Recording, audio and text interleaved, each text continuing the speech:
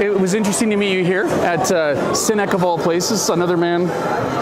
I am, of course, Dennis Wood from Cinevate, as they say in Quebec, or Cinevate. How it's said? No, but we should have put an accent aigu at the back of E, because then it would be Cinevate. It would sound good in Italy and be cool in France as well. But we're here. I need to talk more about you first, though. Dennis yes. Wood, you're not just anyone at Cinevate. I wash the dishes at Cinevate. I also, my staff will tell you that I was vacuuming a week ago in preparation for a visit. But yeah, I'm the CEO, or as I love to say, chief cook and bottle washer. And we do quite a few products in a nutshell related to camera support and movement, and very much now next phase would be motion control. So for somebody who wants to make this sort of thing happen, and a lot of people wondered, well, when you're building a slider that you can use vertically, what's up with the whole counterbalance? Because you can just lift, you can mount the slider and just lift it. But the idea is if you want to do this over 24 hours, you don't want to use like a 5-horse motor and a ton of power. So this is very much like an elevator. It's designed to create a situation where you or a motor, in this case I'm the motor, doesn't have to do a lot of work. So in this case, you know, to levitate this camera with one finger would be a very difficult thing. Now some other suppliers of vertical sliders, they must have a counterweighting system as well, right? Like, I don't know. I've never seen anyone else with a system like this. Oh. But there are some, this one at its price point is, I think, a little different. We've seen some full motion control systems that are $7,000 or $8,000 that travel a counterweight as well. There's a few makers, I don't even know who they are. One of my behaviors around product development is really about solving problems. It's not about looking at what other products are out there. Very often I don't even know that the companies exist. So it's, as an example would be something we call the Dromos. We just put a video up. But this is a 100mm bowl, and you can see it's mounted at 90 degrees to where you would normally have it, which would be right here. Yes. So this may be the world's first multi-angle low hat, I suppose, because you can put the bowl here, here, here, here, and upside down. So it's designed to allow some creative freedom from normal constraints, because normally your tripod head would be out here and it'd be very difficult to support it like this in a vertical orientation. Right. We also provide, and we manufacture in Thunder Bay a kind of a grip board that you can bolt this onto. It's just a big piece of plywood branded with Cinevate, and it's CNC actually milled wood, so it's very accurate. And we find cinematographers really like to just take the Dromos and bolt it on there, and it can be used as a platform we have quite a few people shooting with Scarlett, and cameras that tend to be heavier with bigger rigs. So it's a very stable platform just for staging the camera, and also for dolly shots, low angle shots, that sort of thing. So this piece alone is something that just adds a lot of functionality to our rig. And we're very much like, Cinevate is kind of all about enhancing, liberating, I suppose. It's really enabling, that's the proper word. It's enabling filmmakers who have some sort of creative vision, and we're always tweaking, designing, changing, introducing. An example would be, a small rig that can be collapsed into the size of half a shoebox, uses the Manfrotto 501 system, because a lot of people use this already. So we just use their plate specifically, but instead of sliding in and out, and if you have a CP.2 lens on a Canon camera, you can't do that because the lens hits here. So we have a straight up eject system, and then we use Cyclops, which is a very different concept from your typical viewfinder. It's visible from a distance. So is this a viewfinder you created? Yeah. Oh, okay. Yeah, you get a really good look at.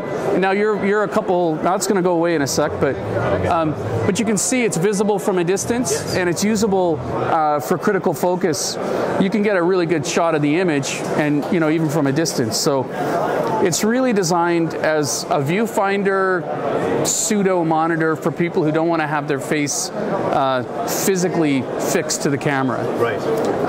So it's usable, and it's a very high quality macro that can actually be used on the front of the camera. So if you had a 58 to 72, or so. I'm not sure what that 60. I don't even really know. That is a 49 millimeter. So if you had a 49 to 72 millimeter step up ring, you could put this on your camera and you could take a picture. As an example, in our catalog, we're using, I think, a 135 millimeter lens with the macro, and we're getting detail on the eye of a spider. So you can get very, very close. It's a 200 millimeter macro.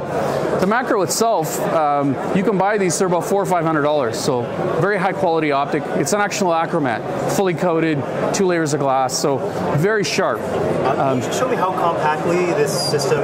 Yeah, it's. You would call this kind of like a gunstock?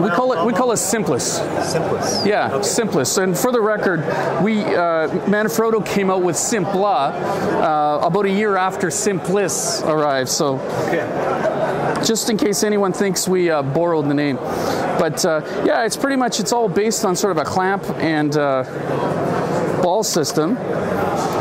And you get the idea here, right? Yeah.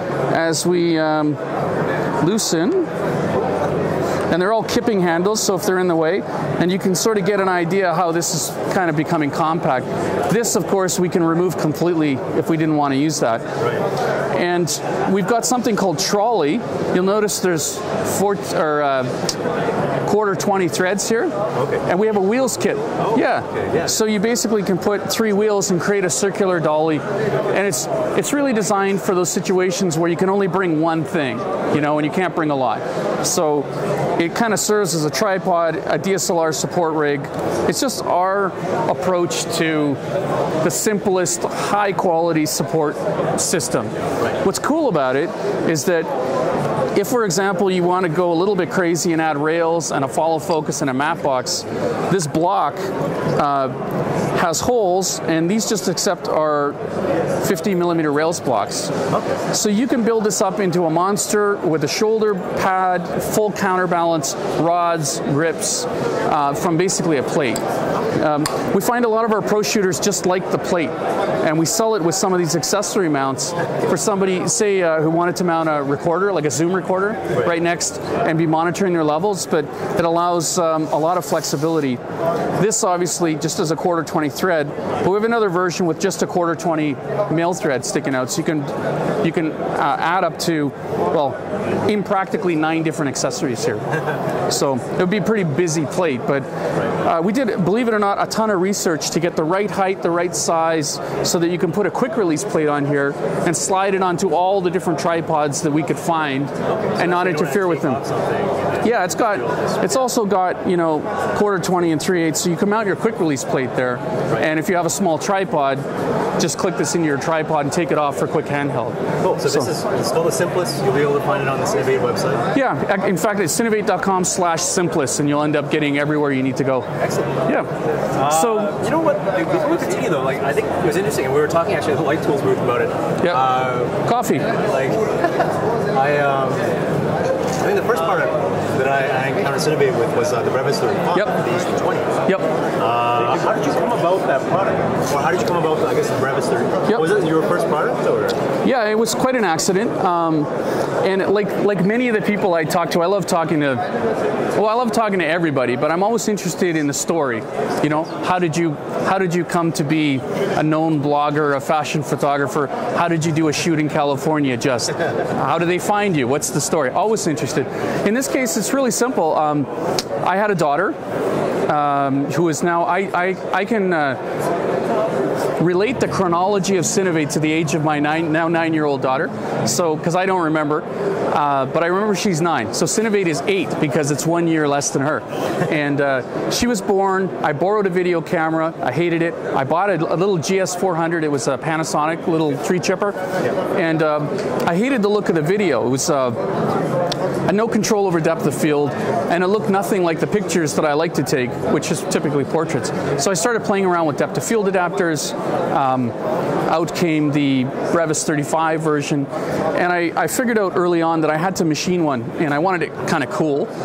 That meant CNC machining. It meant I wanted to use carbon fiber to make it light, and it meant it had to be very light efficient because the camera was not good in low light at all. Right. Nowadays we take it for granted. Now 12,800 ISO, a little bit bit of noise reduction, and you got yourself a great picture almost at night. Then, not. You needed a lot of light, and if you didn't have a lot of light, you got very noisy video, which I call it mosquitoes. I hated the look. So we needed light efficient, accurate, and easy to use, because I started playing with depth of field adapters, spinners, and the spinners were big, and it was very hard to ensure accuracy. So I went online to DVX User and I said, look, I'm going to make 10 of these, send me $500, I'll make you one, and I'll keep one for myself. That was the plan. So 2 or 3 hours later, 12 people, sent $500, and now I actually had to make them, which for the record was one of the hardest things I've ever had to do in my life. Just to make them and ship them and deal with everything. And so that's how the company started. A few people, they got them, they liked them, they started producing beautiful footage. I found out I can live vicariously through the artistic exploits of my customers, and it's kind of like a self-fueling cycle. You know, they show me cool things, and then I want to make more cool things so they can do more cool things, and it's like a nuclear reaction. So I guess what new cool things are you going to be developing? I mean, I know you guys use sliders, shoulder mount type things. You just show us. Well, I think one of my favorites, the iPhone stabilizer concept, which has nothing to do with this, but it's just, again, like I developed a lens adapter because I wanted to have better family footage. Right. The iPhone stabilizer, I mean, the camera's now got to the point where I can look at a still from it and not get disgusted. Right. It's still not, you know, it's not this camera, but not bad, you know. Yep. And the same thing with the video. I find now that all my family stuff, I just pull out the phone and I make a point of trying to capture my 4-year-old almost every day, just a little bit of video. And I really want to have a pocketable, high quality stabilizer. So we showed one at NAB that wasn't pocketable.